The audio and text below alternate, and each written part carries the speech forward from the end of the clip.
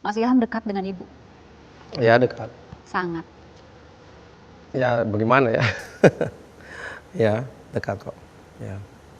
Apa saja yang ditularkan ibu untuk Mas Ilham? Kalau Bapak selalu katakan bahwa karakter saya itu memang di antara Bapak dan Ibu. Saya mungkin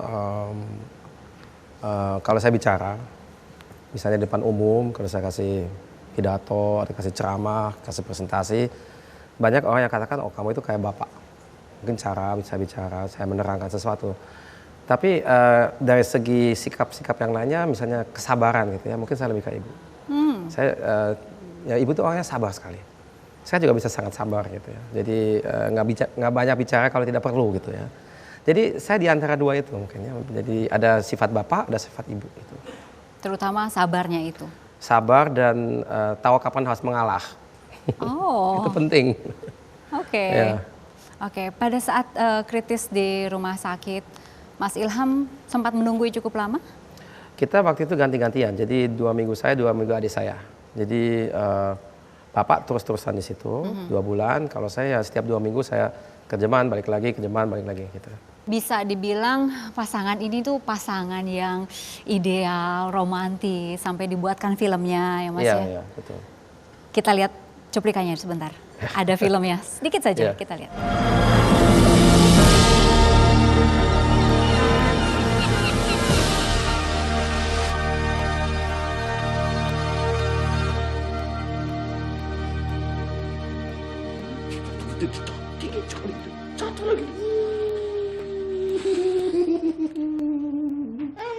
Sebentar lagi mimpiku terwujud, Pak. Membuat pesawat. Ya, janjiku padamu.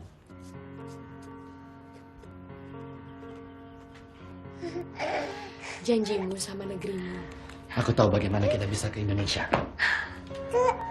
Ya.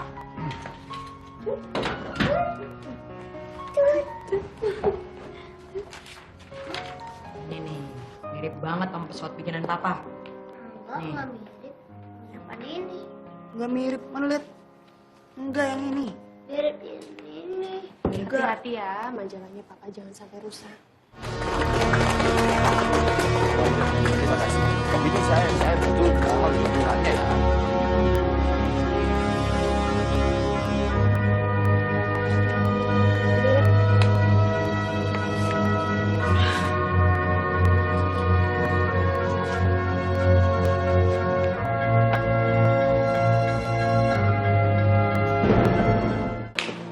Jadi bagaimana?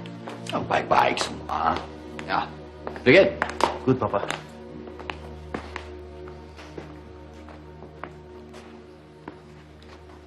Nah.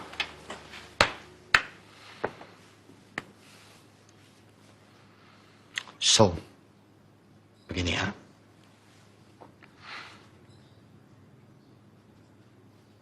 Papa sudah memutuskan untuk tidak lagi mencalonkan diri sebagai presiden.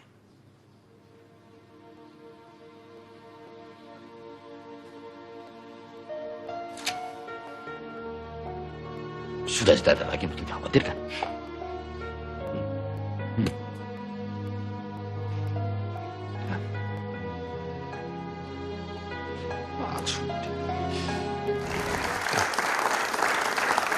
Menurut Mas Ilham, film ini cukup akurat menggambarkan. Ya, cukup akurat. Ya, pertama film ini berdasarkan buku Bapak, yang buku itu ditulis Bapak sendiri.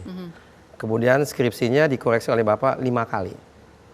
Kemudian waktu filmnya di syuting, Bapak itu banyak sekali, sering kali ikut di syutingnya sampai cara mereka acting di depan kamera itu dikoreksi di ini di itu.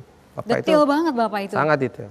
Dan ada di akhir film itu bicara mengenai Bapak mengumpulkan keluarga tadi kan? Iya betul. Itu Mas Ilham juga ada di situ. Itu memang seperti itu kurang lebih. Jadi Bapak sebelum mengumumkan keputusan untuk tidak menyalonkan lagi, jadi Bapak kan tidak dipilih, tapi memang tidak mau menyalonkan lagi. Tidak mau. Tidak mau. Jadi sebelum itu Bapak minta pendapat kita sebetulnya. Gimana kalau kita ya waktu itu semuanya katakan ya memang tepat. Kalau kita tidak. Dengan pertimbangan apa? Ya situasi kondisi politik, kejadian-kejadian yang kita amati. Ya gitu kurang lebih. Feeling kita apa itu baik atau tidak. Sebetulnya kami ingin sekali menghadirkan Bapak ke sini. Apa kabar Pak Habibie? Oh, Bapak kabarnya baik sekali, alhamdulillah. Memang yang harus dijaga adalah kesehatan.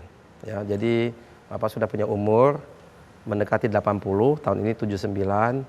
Olahraga tidak bisa lagi kayak dulu, nggak bisa. Dulu kan Bapak tiap hari renang, tapi sekarang mungkin sekali seminggu kalau bisa. Tapi itu juga kadang-kadang sulit karena kesehatan gitu ya. Tapi jadi yang paling harus dijaga adalah kesehatan, dan kalau menurut saya juga Bapak itu bukan seorang yang bisa idle gitu ya, maksudnya nggak ada pekerjaan. Harus ada sesuatu yang menyibukkan Bapak, dan itu selalu pasti ada. Sibuk sekali, Bapak itu sibuk sebetulnya ya. Tapi kesibukan itu harus di-manage, nggak bisa kayak dulu gitu ya. Salam untuk Pak Habibie. Akan disampaikan. Sayang sekali nggak bisa hadir di sini. Ya. Terus waktu saya salaman, Ibu Habibie maminya yang bertanya, ini siapa? Bu, saya juga dibawa sama saya jujur, saya juga dibawa. Saya juga nggak tahu. Belum muncul, saya belum lihat suami saya.